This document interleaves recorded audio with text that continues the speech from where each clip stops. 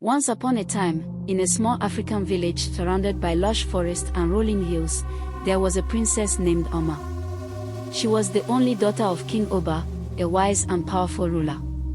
Oma was known throughout the land for her beauty, kindness, and bravery. She loved her people deeply and often spent time helping the villagers, listening to their stories, and learning from their wisdom. But deep inside, Oma longed for something more, a love that transcended all boundaries. One day, a European missionary named David arrived in the village. He had kind eyes, a soft voice, and a heart full of compassion. David had come to the village to teach, to heal, and to share his knowledge. He respected the traditions of the people and was always polite to the elders. Oma often watched him from afar as he taught the children and helped the sick. Over time, their paths crossed more often, and they began to talk. They shared stories of their lives, laughed together, and found joy in each other's company.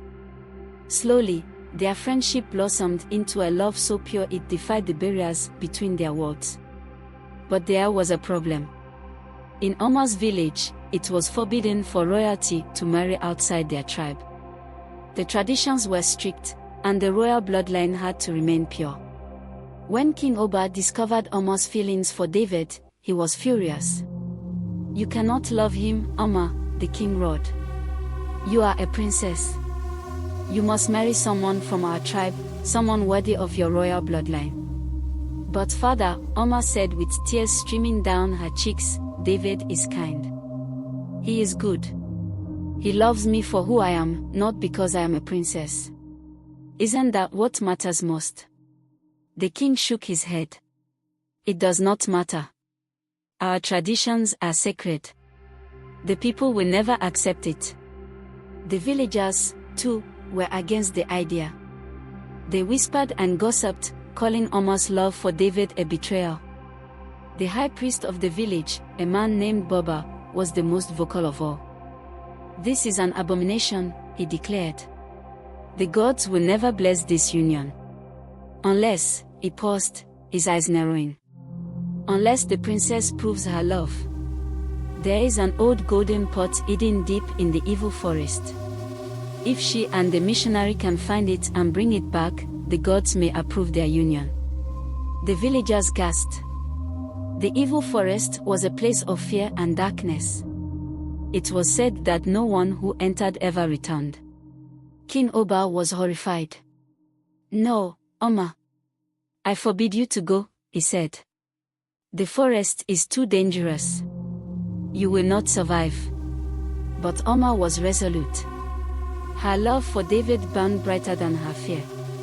"I will go, father. I must. If I do not fight for my love, how can I ever be true to myself?" David stood beside her, his expression unwavering. "We will go together," he said firmly. "We will face whatever lies ahead, hand in hand." With heavy hearts, the villagers gathered at the edge of the forest to watch as Oma and David stepped into the shadows.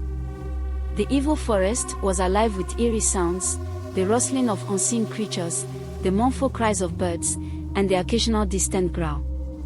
The trees were so dense that sunlight barely penetrated, leaving the path dim and foreboding. As they walked deeper, the forest seemed to come alive.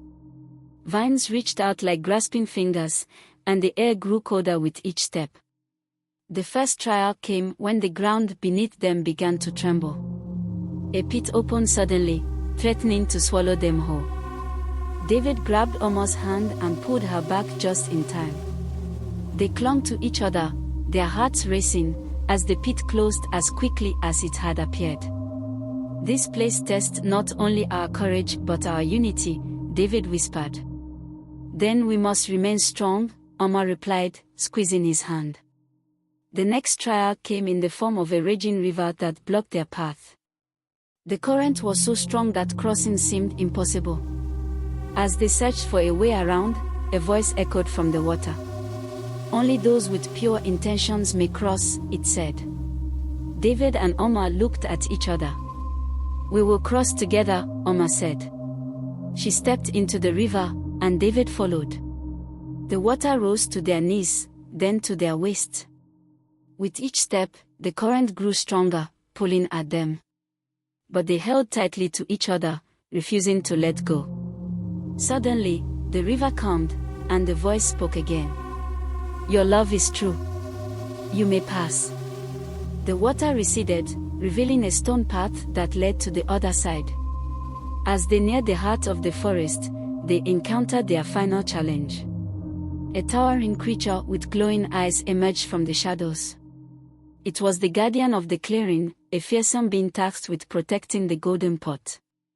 "Who dare seek the treasure of the gods?" the guardian bellowed. Its voice shook the trees, and its massive form loomed over them. "We do," Oma said, stepping forward. "We seek it not for greed, but for love. We have faced many trials to prove the strength of our bond." The guardian studied them for a long moment. Then it said, "Love is a force stronger than any magic. If you are willing to sacrifice everything for each other, you may take the pot." Oma and David nodded. The guardian stepped aside, revealing the golden pot, which glowed with an otherworldly light. The journey back was no less perilous, but the golden pot seemed to guide them, lighting their path and calming the forest around them. When they emerged from the forest, the villagers were waiting. There was a moment of stunned silence before the crowd erupted into cheers. The high priest fell to his knees, and King Oba ran to embrace his daughter. "You have shown us all the power of love," the king said, his voice choked with emotion.